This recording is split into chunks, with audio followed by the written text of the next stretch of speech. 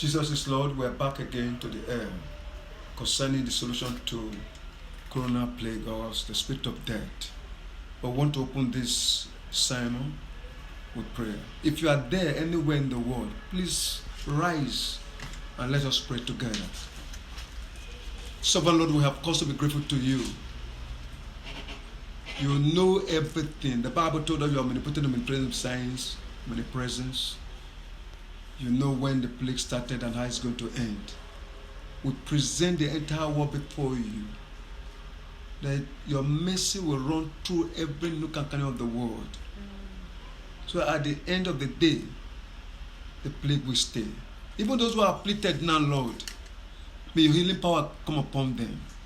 Just as the Bible revealed, in each time there's plague in the world. May your glory bring solution to this plague problem.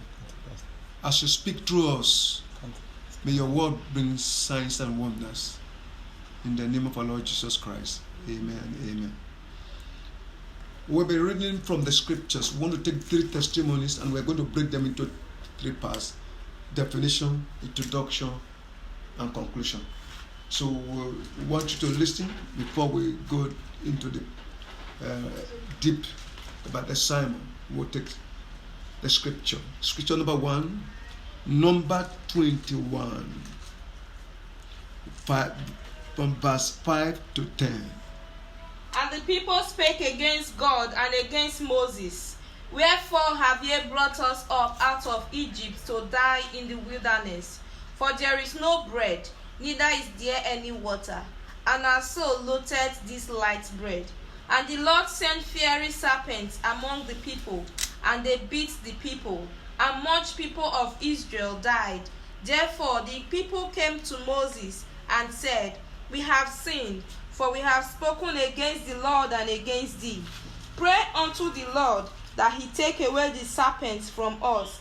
And Moses prayed for the people. And the Lord said unto Moses, Make thee a fiery serpent, and set it upon a pole. And it shall come to pass that everyone that is beaten, when he looketh upon it, shall live.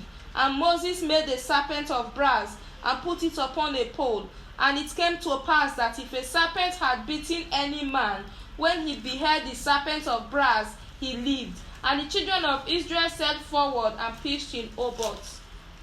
I want you to please just look into 2 major things in these scriptures we have read. The reason for this plague was the cause of discouragement and misuse of tongue.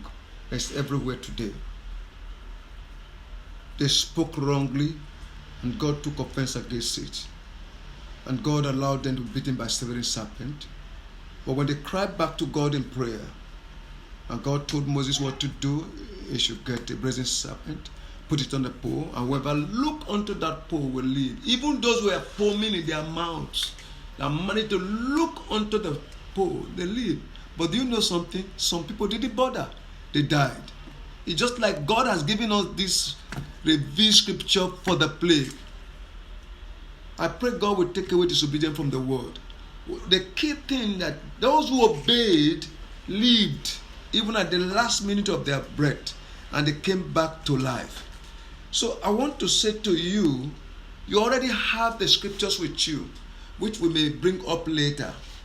Don't disobey it. We do not look somehow. God says you are bitten by a snake, put it in a brazen serpent, put it upon the pole, whoever look at it will live. And that's what they did, and that's what God meant. And God cannot change his word. So if he had done that, you should also see that it is. So it's a simple thing that you need to obey God by reading Psalm 91 verse 10, Psalm 31 verse 20, and the triumph of Christ, Colossians 1:13, and Colossians 2:15. I'm just saying this, so I want you to see it. To see that it's a simple thing. It has always been by prayer, and it has always been by God's revelation. There's no angel, there's no spirit in the universe that have ever been able to solve the plague matter, because the plague matter is spirit of death, and the spirit of death is mystery, and nobody have access to mystery. We always quote that scripture, Deuteronomy chapter 29 verse 29, that the revealed things belong to us and the secret things belong to God. We're going to go back now to the introduction. Let's read the scripture so that you can hear. I just want to show you these 3 testimonies. 2 Samuel chapter 24, verse 1 to 5.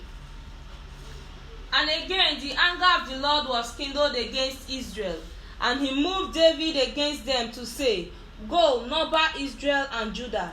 For the king said to Joab, the captain of the host, which was with him, Go now through all the tribes of Israel, from Dan even to Beersheba, and number ye the people, that I may know the number of the people. And Joab said unto the king, Now the Lord thy God add unto the people, how many soever they be, an 100-fold, that the eyes of my lord the king may see it. But why doeth my lord the king delight in this thing?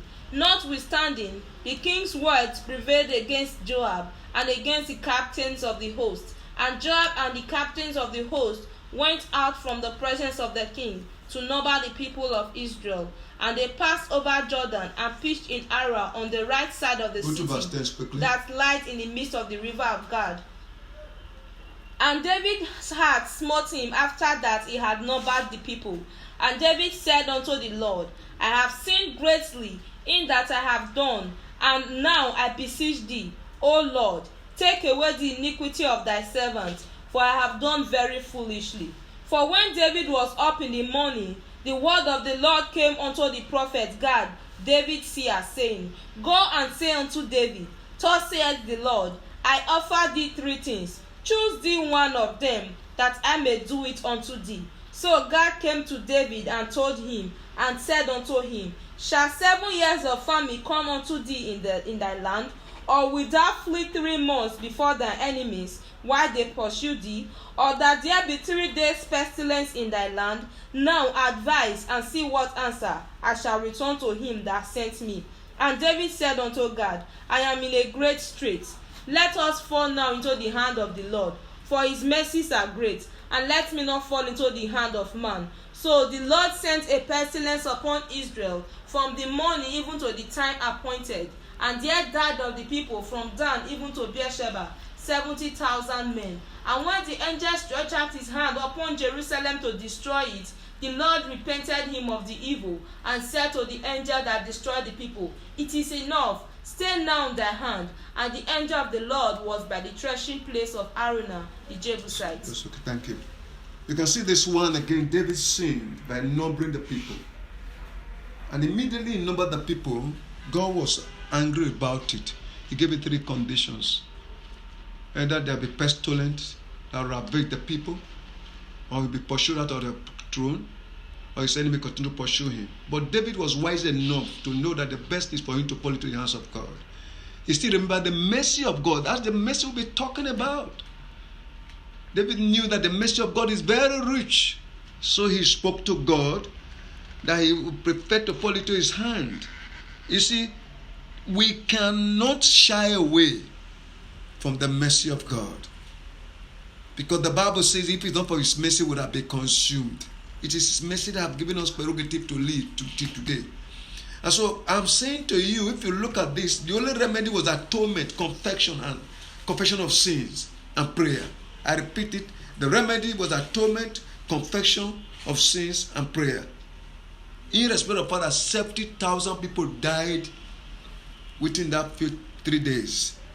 But when they obeyed God, God by himself told the angel of death, stop. The angel of death could not move forward. Couldn't do any other thing. So that's why we're also asking you to please read those scriptures and begin to call upon the mercy of God. As we come tomorrow, especially something we're going to discuss. Wherever you are, you don't have to be in the church. Wherever you are, in the field, in the house, fall down and tell God you are sorry for yourself, for the nation, for the world. If it's happening in America, it's not happening in Nigeria, it's not happening. It's the same problem that everybody is facing today. So we are saying to you today, return back to God in obedience. Because there is nothing that you can equate obedience to the word of God. All the sacrifices in the world that you may want to do, or the knowledge or wisdom put in place, cannot equate the obedience to the word of God. Now we'll move to conclusion. We still have to read scripture to conclude the conclusion.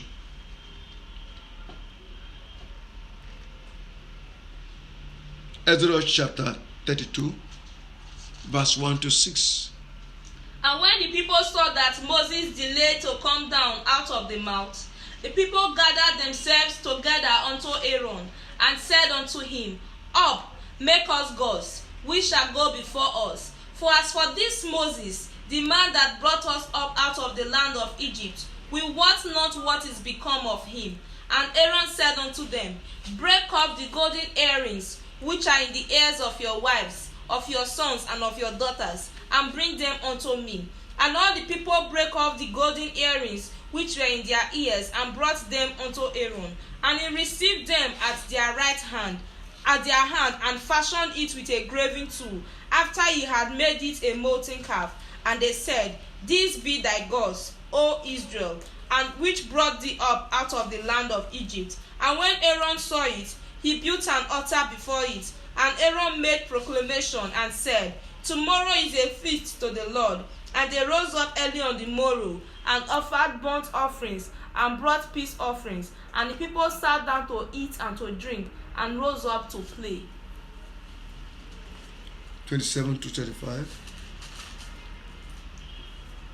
And he said unto them, Thus saith the Lord God of Israel, Put every man his sword by his side, and go in and out from gate to gate throughout the camp, and slay every man his brother, and every man his companion, and every man his neighbor. And the children of Levi did according to the word of Moses. And there fell of the people that day about 3,000 men. For Moses had said, Consecrate yourselves today to the Lord, even every man upon his son and upon his brother, that he may bestow upon you a blessing this day. And it came to pass on the morrow that Moses said unto the people, Ye have sinned a great sin, and now I will go up unto the Lord. Peradventure I shall make an atonement for your sin. And Moses returned unto the Lord and said, Oh, these people have sinned a great sin, and have made them gods of gold. Yet now, if thou wilt forgive their sin, and if not, blot me, I pray thee, out of thy book which thou hast written. And the Lord said unto Moses, Whosoever hath sinned against me, him will I blot out of my book. Therefore now go, lead the people unto the place of which I have spoken unto thee. Behold, my angel shall go before thee. Nevertheless, in the day when I visit, I will visit their sin upon them. And the Lord plagued the people, because they made the calf which Aaron made. Okay, you can see what happened in that case. Again, misuse of tongue and idolatry. Look at the whole world. There are national gods, there are modern gods, there are gods everywhere. They replace him with the Almighty. And apart from that, the sin has found its place in the heart of the people. And when God discovered that they chose another God beside him, he said, okay, I will teach them a lesson. And he allowed the plague to visit them. And when they did that, Moses knew that it can bring total disaster to the Israelites. He pleaded with the Lord. And the Lord said, okay, you know what you're going to do? Let every man take his sword and walk it out upon his people. But when Moses came again and prayed, atoned, and brought discipline to the people, the Lord himself made sure that the place stayed on. We want you to understand this. You have to listen to the voice of the Master. If the word of God cannot help you, no one can help you again. I want to tell you this. God is his word. If the word he has given now, you refuse it, I don't know what will happen. I want to say it again and again. If the word of God cannot help you, the three scriptures or evidences or testimony were brought, all anchored on the spoken word of God. This is what they should do. They prayed. Each time they prayed. Each time they prayed. And God will speak to the spirit of death, which is a mystery to stay on. This one that happened to the world cannot be an exception. It cannot be different from the ones that happened. So we are saying to you today, the mercy of God is very rich. So wherever you are, please follow your knees, ask God for mercy. You can read these scriptures we are giving to you. You can use them to pray. We will send them to you through various means, so that you can use them to pray. You can tell God, I've sinned, the nation have sinned, just like we're doing now. You will see the plague will stay on. But let me tell you something that I don't want you to forget. if you don't pray and we don't do what the Lord have asked us to do, more people will die. And when they die, no amount of money in the world that can bring a dead person back to life. No amount of money that can bring your leader that have died. No amount of money that can bring your loved ones that have died. No technology that can do it for you. No medication that can do it for you. No occultism that can do it for you. The mystery rests upon God. Only God can expose the mystery. So I'm telling you now that the best that will ever happen to you, we are consigned. And I want you to be consigned too. That this is not the time for celebration, it's time for mourning. That we should just do the same thing this people did. We'll be bringing you more of this series. So that you find out that it's not just talking by mouth or somebody's telling you one thing. Is whatever solution they're trying to bring on their own is okay. But I'm telling you what's available in the scripture. Because the word of God cannot be broken at our time. I want to encourage you again that if you are there, you have not received Christ as your personal Lord and Savior, you need to be ready for it. The most important thing too, when you leave this body, where do you go from here? And when you receive Christ as your personal Lord and Savior, you drop your lordship, you take a new lordship of Jesus Christ. Please, can you rise up? Wherever you are in the world, rise up. Let's pray, quickly pray. This thing will bring something to the world. You say this after me, Lord Jesus. Lord Jesus.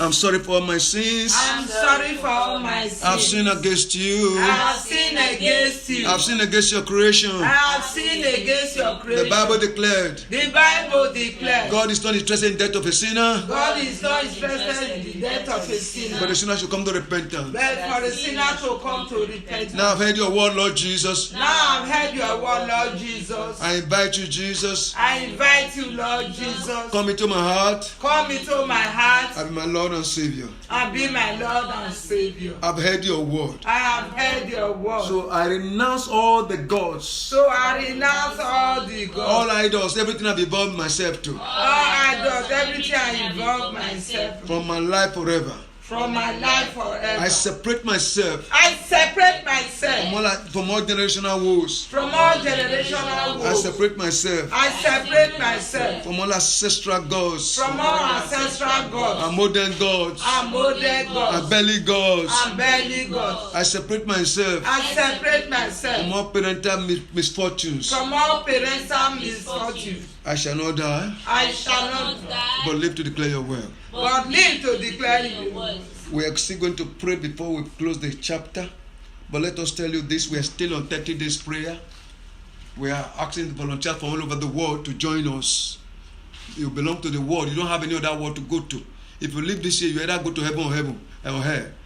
Two places that is left. Now, if you are not in this world, and it is this world, you make a decision. You can only make your choice here, where you go and how you will live on earth. So we are still asking that volunteers from all over the world join us, and if you have a prayer request, you can send to us. If you don't, it's okay. But we want to pray with you all over the world. Please, wherever you are in the world, stand on your feet. We want to pray a usual prayer. We want to go. Yes. No evil shall befall me. Say this with us. No evil shall befall me. No evil shall befall me. And no place shall come near my dwelling. And no place shall come near my dwelling. I want us to repeat it 3 times. Once, want to go. No evil shall befall me. And no place shall come near my dwelling. No evil shall befall me. And no place shall come near my dwelling. In the name of our Lord Jesus Christ. Amen. Lord, you have spoken to the people. Let you accomplish your word with signs and wonder, with healing, with deliverance, with protection, with safety and security. For the Christians' word, oh God, I pray earnestly for them, that you will separate them from death. Amen. Even the word itself, you crown them with the blood of Jesus Christ. Amen. Let your mercy be there for them. I build a canopy of protection around them and their respective family. Amen. Lord, we look forward to you as we all go on our knees by tomorrow or thereabout, anytime now, that you will, just like you did in the case of Moses, in the case of David, you will cause the place to stay. Amen. So that one more time the people have cause to give you glory. Thank you for the word that has come forward.